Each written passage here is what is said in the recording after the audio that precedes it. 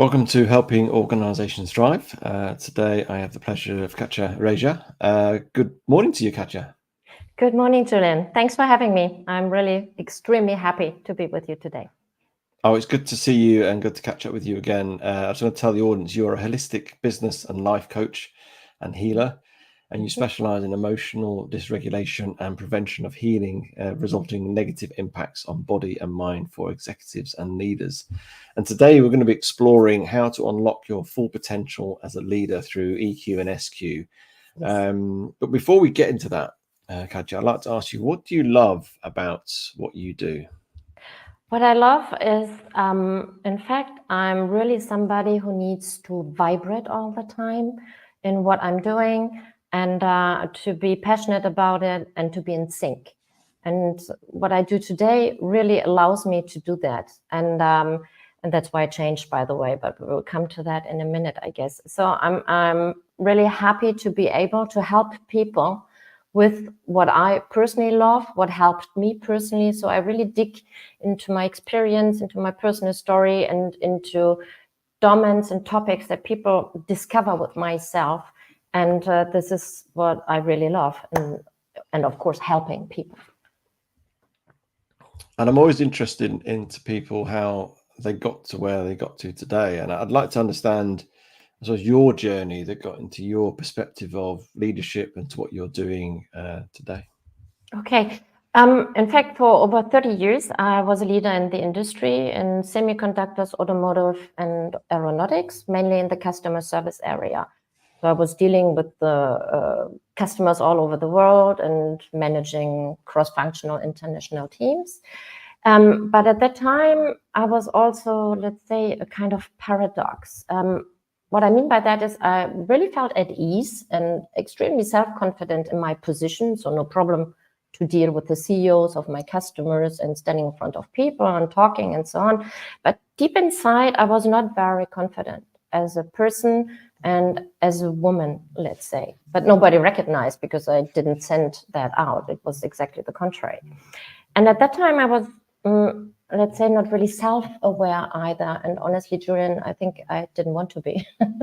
So I was not really conscious, let's say, about what I call today my open emotional wounds that really dysregulated, let's say, some of my emotions at work. And even if I bent myself in order not to show anything, sometimes I was really victim of these emotions. I was perfectionist. I was overreacting from time to time and also oversensitive. And when that happened, of course, I apologized if I had to, but I carried all that home and it really impacted me. I was turning around in my head. Why did I do this? I should have done that, and so on and so on. And so to cut a long story short, one day I just decided I do not want that anymore. I want to understand why I'm like that, and I want to get out of these dynamics. What was the moment? What was the moment that made you think, stop and go, I want to change this. I want to be different. I want to get that emotional regulation. What was there a particular moment or an experience? Yes, because as I said, I was not, I was hiding that to myself. And one day a friend of mine said, Katja, you have an issue. I think you have a little depression. I said, what, me? No way. And then I thought about it and I said, well, okay, of course, I did not agree at all that I had a problem and had to go to a psychologist. But I said, yeah, maybe she's right. And then I really thought about it and I said, yeah, I do not want that anymore, because I really recognized that I had lots of things inside that I had to cope with and that I had to understand. So all what happened in my childhood and so on was really coming to the surface at that moment. And I think that was really the moment where I said, okay, stop. I want to feel good and be happy in life, let's say. And it's good to have friends around us who notice things, who Absolutely call us out, isn't it? It's really important to have that, even though at the time you was like, I'm a bit shocked you telling me I'm depressed, but actually it created a moment for you, didn't it, to sort of do some change with it? Yes, exactly. And I was really happy that she did that, because that really kicked off my whole journey. So what I did at that time, given that, as I said, for me, it was out of question to go to see a psychologist, because I didn't have anything to fix, of course. But I was ready to open up to alternative and unusual methods. At least they were at that time, like sophrology and also spiritual healing. And all this helped me really to understand and to get rid of all that. And I was in fact intrigued how these methods could help me so much and in such a quick way. So I said, okay, I want to dig into that because I'm somebody, I want to understand things and learn things. So in parallel to my leadership position, I started to educate myself in all these topics, mainly in the UK, by the way, because I like their approach of all this. So on personal development, holistic approaches, spiritual healing, intuition, and so on. And while moving on with that development, I started to feel inside, I want to do something else. I need a different purpose in life. Because in fact, I've always been like that. When I wake up and I'm bored or I do not feel that enthusiasm anymore, I change. I change job, companies. And this time I just changed my whole life. And I am what you described at the beginning today. This is my role. And as a holistic coach, for me, it was really important to address, because based on my story, as you mentioned, and my interest, I specialized in emotional regulation and the healing of the impact and so forth, but also in addressing the root causes, because often this portion is forgotten. It's really important when it comes to emotional dysregulation, especially, to address not only the regulation of those, the rectification, if you like, and the healing, but also really the root causes behind. Because if we do not do that, you may get rid of the symptom, but it will come back at a later stage, I guarantee. Or let's say the issue may manifest with different symptoms. And that's why I have created a method that really does this, addressing the 3 levels in order to, like it was for me, let's say, provide a long-lasting and complete result. And I do that in presence, but also at distance, because there's no difference at all from a result point of view. So that's, in a nutshell, my story, why I came to all this. And I love how you've taken your own journey, your own story, your own experience, and then realized, how you needed probably help and probably needed you to help you at that time. And you've become that person to help others. We're talking about emotional intelligence, and it gets banded about. We talk a lot about emotional intelligence, EQ, as a definition. It'd be good to understand from your perspective in the context of leadership, what is your definition of emotional intelligence? In fact, emotional intelligence is, in a nutshell, for me, or for most of us, the conscious, let's say, use of the power of our emotions. And in fact, it's all about finding the right dose of the right emotion in the right moment in front of the right people. So it is the emotional intelligence, and so the EQ, that goes together with the emotional regulation, which is in fact our ability to respond to our emotions and to be able to act and react in an adequate way. And concerning emotional regulation, which is really a good thing today in business and in leadership, is that luckily the times are over, or nearly over, where we heard, leave your emotions at the door, especially when it comes to leadership. Because today we know really the positive and important effect of emotions in business and in leadership on customer service, in negotiation and teamwork, and also in leadership. But I have to say we're not there yet, Julian, because, well, how many of us have already felt guilty because we have shown emotions at work? When you're a woman, still today, you are quite often still cautioned against letting, let's say, the messy thing like feelings be with you at work. And for men, it happens, or it's still the case, that you may get rewarded for not showing emotions at all. And in fact, what we have to understand in the corporate environment is that being able to feel, recognize, and openly show our emotions is part of our emotional intelligence. The only thing what is really, and that's what I mentioned, why I mention it, is key in there is the doses. And here where is the emotional regulation that helps us to do this.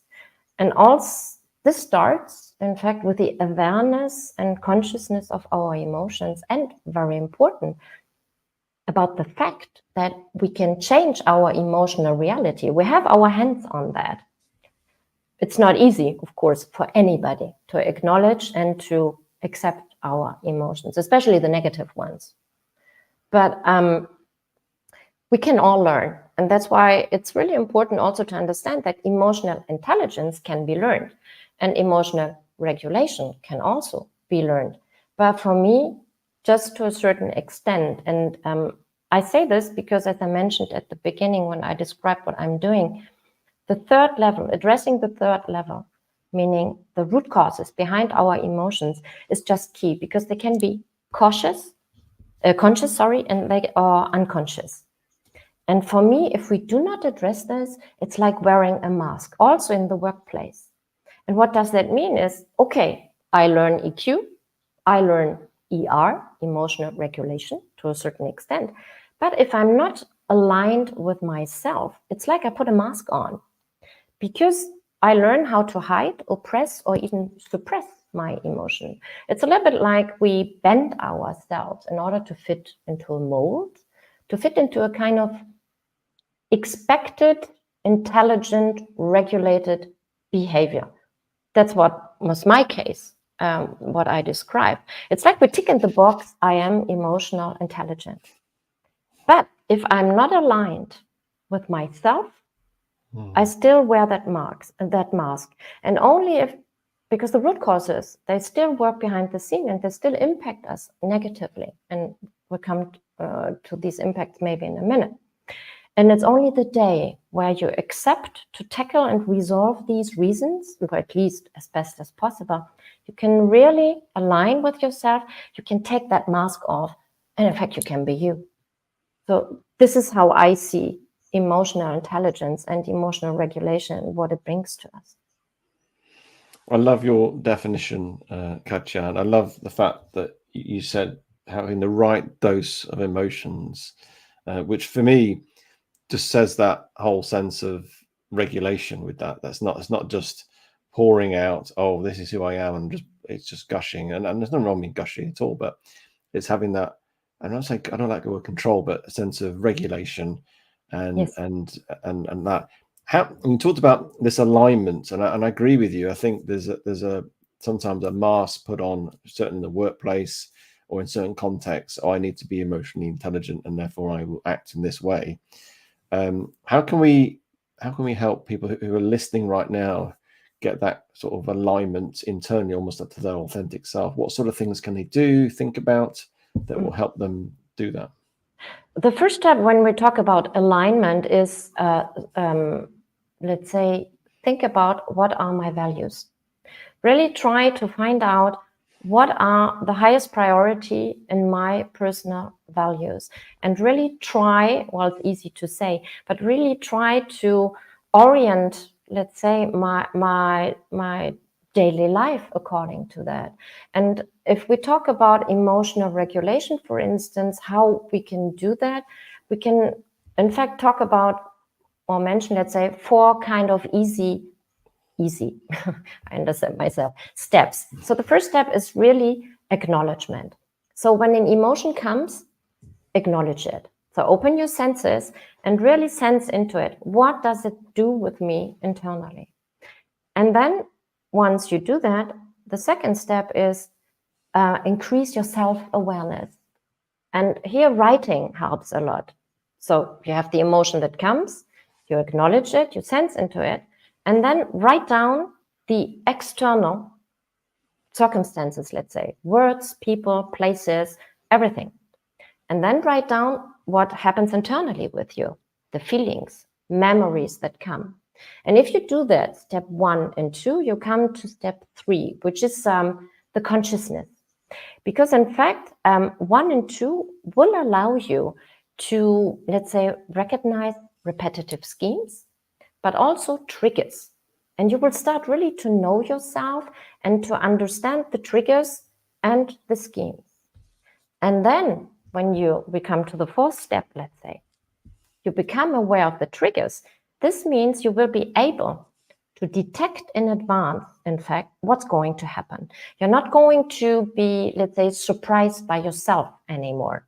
And in fact, you consciously prepare, proactively prepare, let's say, your reaction in order not to react like you did in the past. So this is, in a nutshell, how you can, when it is a kind of, let's say, regulate emotion, but however, sometimes it's a little bit deregulated. This is what you can do. If you are like me in a situation of really dysregulated emotions, you have to tackle the root causes, as I said in the beginning. So it's really to close the loop.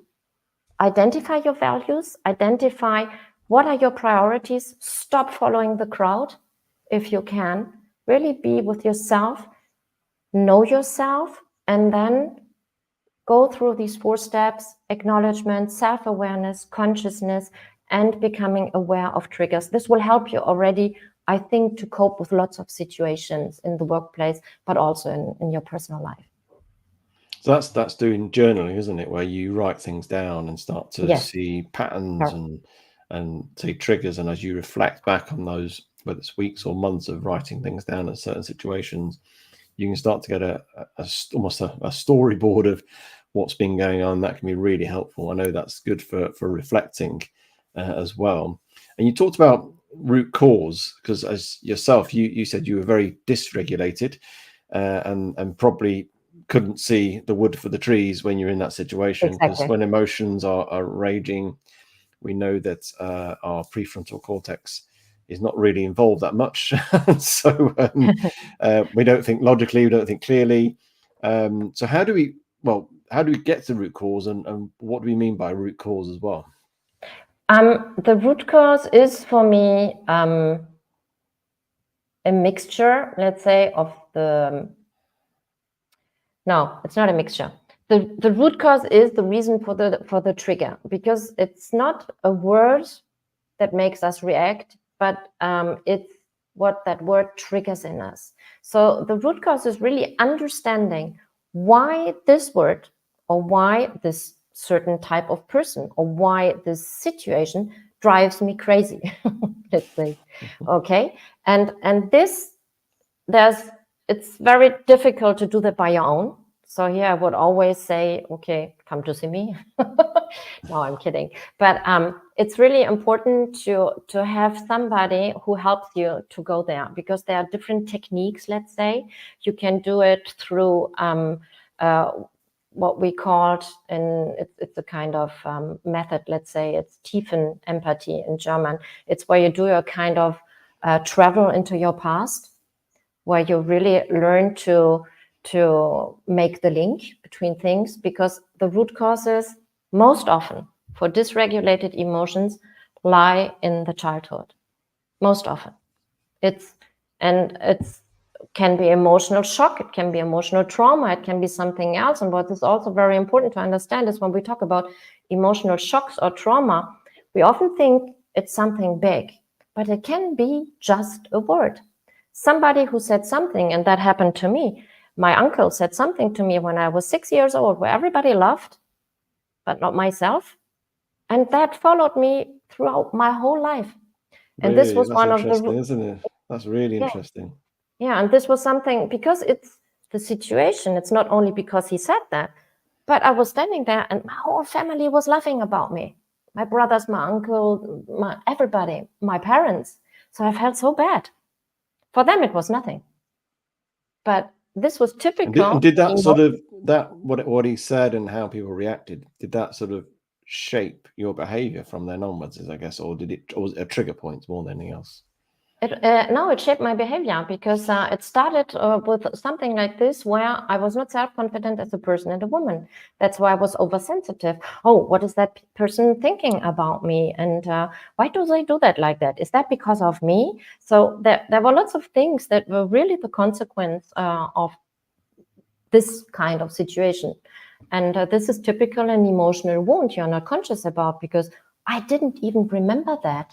It was just when I digged into that topic and I wanted to understand where this came to the surface, because often we just put that very, very far in our head somewhere, and we just bury it somehow. And probably at the time, and probably even now, if you viewed it as an onlooker, it was probably a very throwaway comment, I presume, in that sense. Oh yeah, of course, it was a joke. Yeah, so it wasn't An like innocent, wasn't yeah, malicious, wasn't horrible. Just a throwaway little joke, as people do things all the time. Yeah, and it's more the circumstances, because you Yeah. felt being on the spot and everybody's laughing about you. Mm. And so, are we talking with this type of, I suppose, understanding that root cause? Is this more therapy based in terms of approach? In fact, and what I do in my method is I'm mixing the coaching with also all the healing that I'm doing. So that's why I call it the all-in-one method, because I use my whole toolbox, which is not only coaching, it's coaching plus healing plus, yes, if you like, kind of therapy if you need that. But I'm not a psychologist, I'm not a doctor, but it is, however we can call it, well, in French the word is accompagnement. I don't know how you say it in English. Accompagnement, I don't know how you say that. It's not an official therapy, because as I said, I don't have the right, I'm not a doctor, I don't call myself therapist. But when people come to see me, very often we go that path, because they come for a certain emotion or for a certain even physical issue.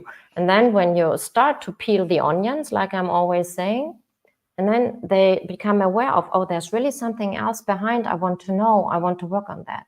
So yes, it's the kind of global all-in-one approach, and this is what I'm doing. But it's not all the time the case, as I said, and a dysregulated emotion can also be fixed, let's say, very quickly if you do not have big emotional wounds, let's say. So it really depends. It's case by case. And I always design my program, if you like, as on the specific person for its specific situation. It's not a standalone program where I say, okay, we are going to do this and that. And people listening right now are probably thinking, I think the first place to start is do this journaling piece, isn't it? To start to identify themselves where things are happening, and if there's a trigger point. And I guess if they want some more expert input, like from yourself or somebody similar, then obviously seek that. If there's something that, I say, a trigger that always happens and they just can't seem to shake it off for whatever reason, they try, even they're aware of it, they try and learn their values, they try to really work, for some reason it just is holding them back, isn't it? Exactly. And they realize at one moment to what extent, in fact, it impacts their life. Because we are not conscious about that. We are not conscious about lots of things. And that's why, to come back to the 4 little steps that I described, becoming self-aware is really the first step. Yeah. So I want to move on to sort of spiritual intelligence, SQ. Some people might not be aware of this. It might feel a bit woo-woo. It might feel, what's that about? It'd be good to understand from your perspective what it is, and why is it important for us to have this understanding of what it is as well. Yeah. Okay. So concerning spirituality in the workplace, in fact, what happened, let's say, kind of historically speaking, to the, let's say, initial rational thinking and doing, the IQ, we added in the 90s, roughly, the emotional thinking and doing, the EQ, the emotional intelligence. And today, and I'm really, let's say, standing in for that. For me, it's really important to add the spiritual thinking and doing, the SQ, because as we saw, emotional intelligence is about respect, it's about fair treatment and regulated emotions at the workplace. But in fact, it's not enough in order to know how to respect dignity, how to develop authenticity, and how to unfold all the potential, and to make people see really the purpose and the sense of what they are doing at work. So SQ today is not on the radar yet of many companies, but it has started to make its way, and I'm really happy about that. And before maybe explaining a bit more what it is, if you don't mind, Julian, I think it's really important to stop a minute and to talk about what is spirituality and what it isn't. Because there are so many, and that drives me crazy, so many wrong, misleading information, definitions, and so on, because of course it's always subjective. And as you said woo-woo. I like that. I didn't know that one. When it comes to the business environment and to the corporate environment, when you talk about spirituality, people go, oh my God. Ooh. So it's really important for me, if you don't mind, to just spend a couple, okay. So spirituality is not religion, and spirituality is not esotericism. Spiritual people can, of course, be religious or esoteric, but they don't have to be. Like myself, I'm neither religious nor esoteric. And it's really important to understand the main differences between spirituality and religion. Spirituality has, for example, no set of rules, has no dogmas. Religion has. And spirituality is firstly looking at yourself. It's your personal journey to find, if you like, purpose in life, at work, your place in the universe, if you want. But religion is really focused on the belief in deities, in God, in religious traditions. So it has really nothing to do. So for me, spirituality is really, let's say, adding to the measurable and to the material, our thoughts, emotions, and above all, our sensitivity, our intuition, our sixth sense, if you like. And like that, we can really move beyond the material towards the invisible. And that is the amazing point, is this gives us access to knowledge and information we would not have access to otherwise. For example, the ability to exchange with all organisms in our dimension, like animals and plants also, because all is about energy. We exchange through energy. So spirituality allows us to unfold all our sleeping capacities, let's say, our potential. It's kind of transcending, I would say, our own reality. And my personal spirituality goes, let's say, a step further, because I really believe in the existence of a greater universal energy, let's say, that we can tap into to help us in our life, with our difficulties, also with health sometimes. And I use that energy in my healing activities. So spirituality is really transcending our own reality, let's say. Go beyond the material. That's all what it is. And I think it's really important. Sorry. No, I was going to say, how, as a leader who's listening right now, may have heard that for the first time, but they may be aware of it, I don't know. Mm-hmm. How can they firstly manifest that and use it for their own helpful for being a leader?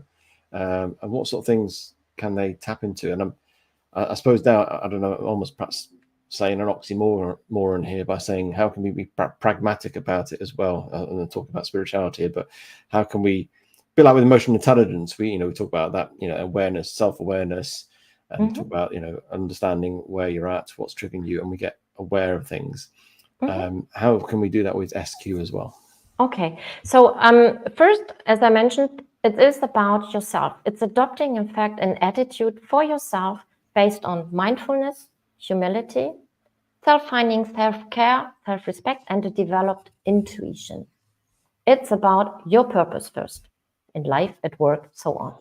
And then it's about applying these values to your leadership style to create a working environment, let's say, of trust, confidence, empathy, ethics, and also success, not your individual success, also your individual success, but above all, the collective success and the success of everybody. And in fact, spiritual competence and intelligence gives really the space to creativity, innovation, and provides that meaningfulness of what you are doing at work, but also what your people are doing. So the consequence of that is it creates an emotional buy-in, let's say, and also a general buy-in of the vision goals, objective, and also for the company. So for you as a leader, the spiritual competence, as we already said, allows you to be aligned, to be centered, and so on. And it allows you to see the bigger picture. What I mean by that is because with SQ added to emotional intelligence, you will be able to do better conflict management and to take better business decisions, because SQ will automatically increase and fine-tune your intuition. So by your intuitional skills, for example, if we talk about human relational aspects, you will be able to detect how does the person that I have in front of me feel? What are the words he, she needs to hear? Or what are the right words I should use here? And spiritual competence also increases or enhances, let's say, our ability to accept, deal with, and above all, value difference. So a spiritual intelligent person or leader will be able to see in difference a strength, not a weakness anymore. You see? And spirituality or spiritual intelligence, in fact, can be learned like EQ. It's exactly the same thing.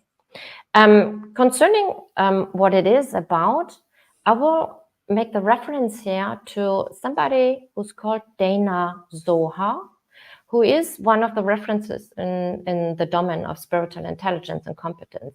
She's a physician and a psychologist working at the Harvard University. She's a business coach and an author, wrote many books and so on. And she based, in fact, the SQ on 12 principles. I already mentioned some of them, so I will just give you a list before going to concretely what spiritual leader can do.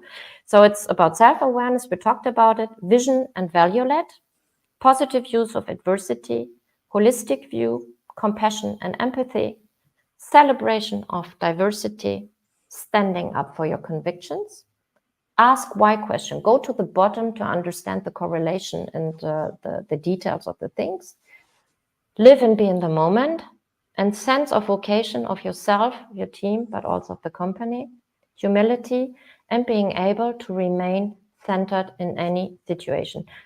These are the 12 principles of SQ, and we can learn that. But, and here's the but, leaders are not born as, let's say, contemplative persons. They are running all the time, they have to be active, they have to drive. So for most of the leader, it will need some time, it will take some time to learn and to apply, to practice mindfulness, reflectiveness, and stillness, silence.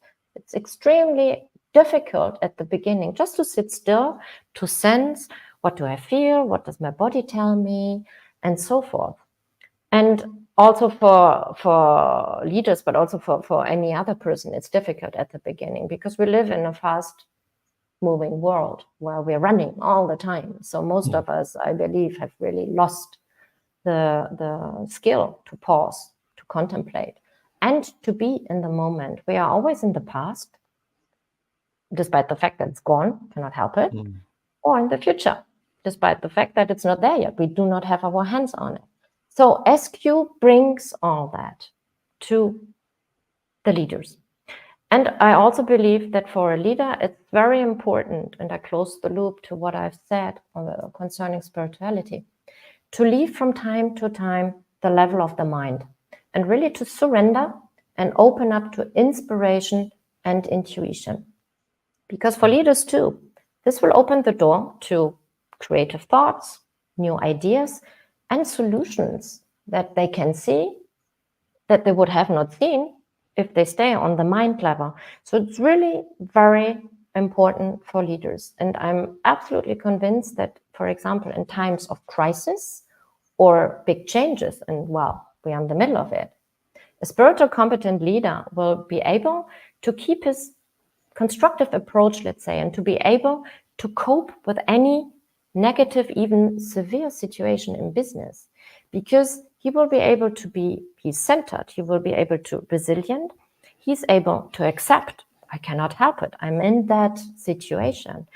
And above all, he will be able to engage in that situation with positivity, calmness, and a constructive, inspiring approach. And given the fact that he's a spiritual competent leader, with all the buy-in of the team supporting him, with all their potential and with all their creativity. So I would say a spiritual competent leader is able to act with wisdom. It's as simple as that. And what is, to come back maybe just a sec on the intuitive part, I think it's obvious, but intuition is key in business. We have talked about the human relational aspect, but also for business decisions. And what is interesting is that studies confirm that most of the successful leaders today mention luck, hazard, or opportunity sensing as an important factor in their career and in their success. And in fact, it's about having the right instinct, equal intuition. And we can train ourselves in that by increasing our awareness, by increasing our sensitivity. And that's mainly what SQ is about. So a spiritual competent leader will, let's say, foster open communication based on trust, active listening, will make sure to invest in the development of his people or his teams, let's say. It's not about you shining. It's about make others thrive and shine, because everything is about a bigger picture. The success is for all, not only for yourself. And it's also giving the chance to the difference, giving the chance to people who think differently, maybe, or for sure, that will bring so much added value. And just stop thinking about the mold. And it's also about pushing for creativity and innovation. And this includes accepting failure, accepting mistakes, because without that, it doesn't work. See? And it's interesting that the list you gave us, the principles of SQ, and it's interesting. I think a lot of people are aware of that and are, through their own personal development. It's spoken a lot on podcasts. I talk a lot about being in the moment, mindful as well. And I think it's just actually taking that, because I think sometimes people see SQ, what's that, spiritual, and then almost they might just turn off, but actually they're already doing it, more already aware of it, and it's something more. And I agree with you, it brings so much value to a situation, and just being, as you say, in the moment sometimes, and looking for that inner wisdom, that a question pops in your head, or a word pops in your head, or a sense of something, just go with that rather than rationalizing everything, and just being a bit more like that. I found that really helpful, and I found the conversation we've had, Katja, really helpful and insightful, and hopefully people will understand a bit more about EQ and SQ, but also how to access that and understand that. If people want to connect with you and get in touch with you, what's the best way of doing that? Well, they can do it through LinkedIn, of course, and they can also on LinkedIn. They have all my contact details. I have a website also, and I'm on Facebook, but I'm really more on LinkedIn. It's more my channel, let's say, of communicating. So maybe best thing is LinkedIn. So, well, thank you for your fascinating conversation today. Thank you, Julian.